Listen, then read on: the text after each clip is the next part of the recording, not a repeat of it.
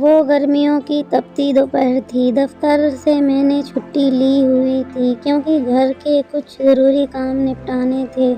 میں بچوں کو گھر پر گیم کھیلنا سکھا رہا تھا کہ باہر بیل بجی۔ کچھ دیر بعد پھر دوسری بیل ہوئی تو میں نے جا کر دروازہ کھولا تو سامنے میری ہی عمر کے ایک صاحب کھڑے ہوئے تھے۔ انہوں نے نہایت تہذیب کے ساتھ سلام کیا۔ السلام علیکم۔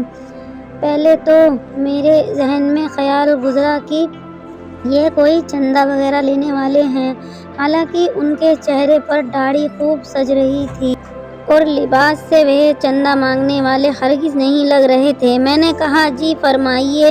انہوں نے پوچھا آپ محمد آصف صاحب ہیں؟ میں نے جواب دیا جی۔ انہوں نے کہا مجھے ساجد صاحب نے بھیجا ہے کہ آپ کو کرایہ دار کی ضرورت ہے۔ مجھے اچانک یاد آیا کہ میں نے دفتر کے ایک دوست کو بتا دیا تھا کہ میں نے اپنے گھر کا اوپر والا پورشن کرائے پر دینا ہے، اس لیے اگر کوئی نیک اور چھوٹی سی فیملی ان کی نظر میں ہو تو بتائیے۔ میں نے کہا ہاں۔ مجھے افسوس ہوا کہ میں نے اتنی دھوپ میں کافی دیر اسے باہر کھڑا رکھا۔ اسے 6 ماہ کے لیے مکان کرائے پر چاہیے تھا کیونکہ اپنا مکان گرا کر دوبارہ تعمیر کروا رہے تھے۔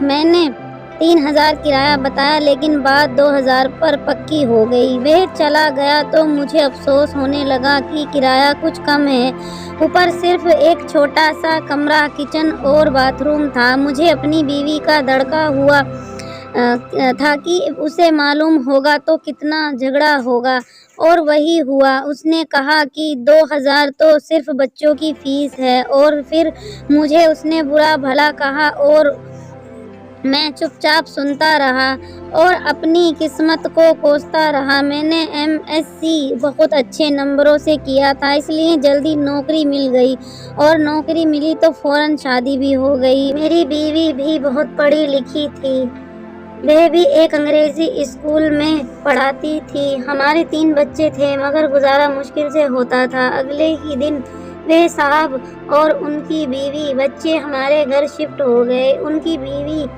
نے مکمل شریعت کے مطابق پردہ کیا ہوا تھا۔ دونوں بڑے بچے بہت تہذیب والے اور خوبصورت تھے۔ چھوٹا گود میں تھا۔ کچھ دنوں بعد ایک دن میں دفتر سے آیا تو میری بیوی نے بتایا کہ میں نے بچوں کو کرایہ دار خاتون سے قرآن مجید پڑھنے کے لیے بھیج دیا ہے۔ وہ اچھا پڑھاتی ہیں، ان کے اپنے بچے اتنی خوبصورت تلاوت کرتے ہیں۔ اس دن جب میں نے ان کے ایک بیٹے سے قرآن کی تلاوت سنی تو میرے دل میں یہ خواہش ابھری کہ کاش ہمارے بچے بھی ایسی ہی تلاوت کرتے۔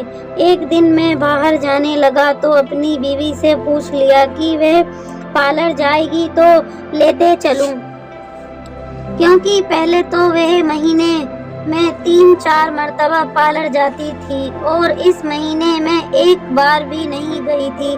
تو اس نے جواب دیا کہ پارلر فضول خرچی ہے، جتنی خوبصورتی چہرے پر 5 بار نماز پڑھنے سے آتی ہے بے شک کسی چیز سے نہیں آتی۔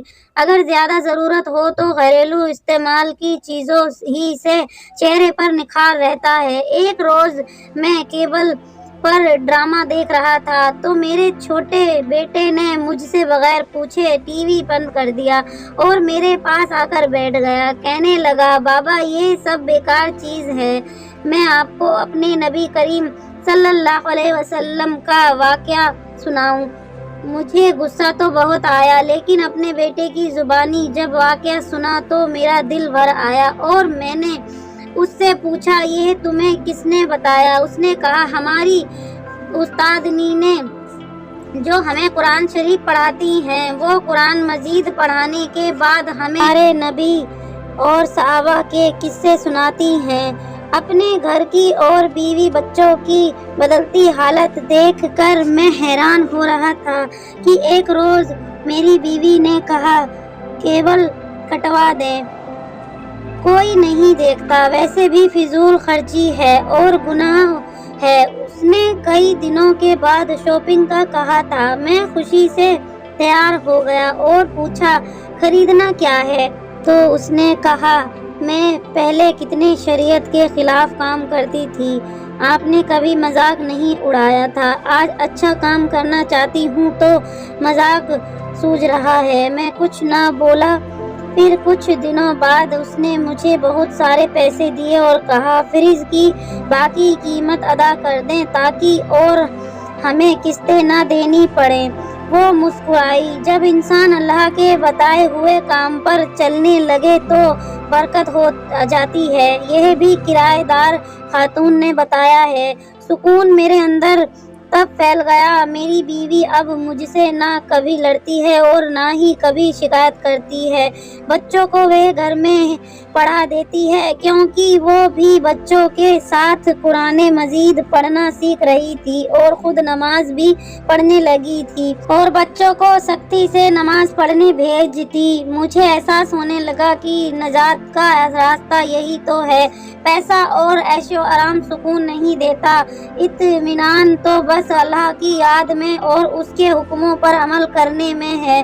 बेशक मुझे उस दिन 2000 किराया थोड़ा लग रहा था। आज सोचता हूँ तो लगता है कि वह तो इतना ज़्यादा था कि आज मेरा घर सुकून से भर गया। आपको ये स्टोरी कैसी लगी कमेंट सेक्शन में ज़रूर बताएं।